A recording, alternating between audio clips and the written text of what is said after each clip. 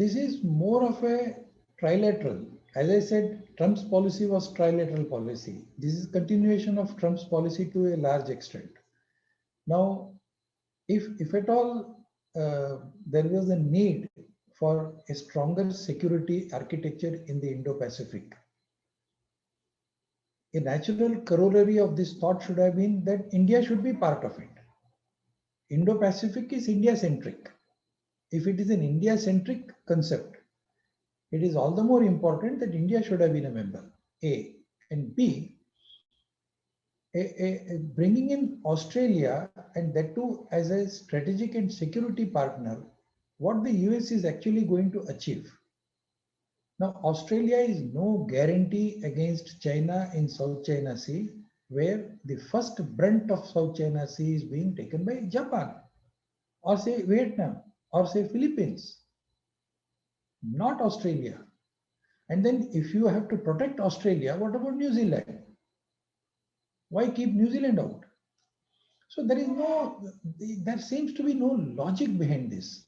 And the French have raised some of the doubts and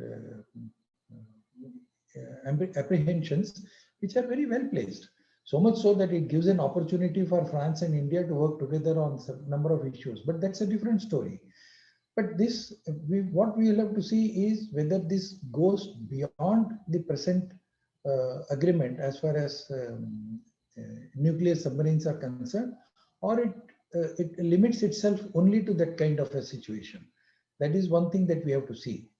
B, what will be the involvement of this kind of an arrangement as far as other areas are concerned?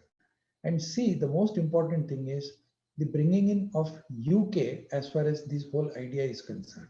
If UK had to be brought into the South China Sea arena, or even to that extent, I would say Indo-Pacific, then why not make UK part of the Quad? You need not call it Quad. Quad, you are calling it Quad because of the quadrilateral, 4 countries.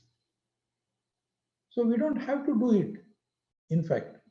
So we can easily do this. This kind of a situation can emerge. So I personally don't see this combination, this trilateral, doing any kind of adding any value to Quad. It may not hurt the interest of Quad, but it adds no value to Quad.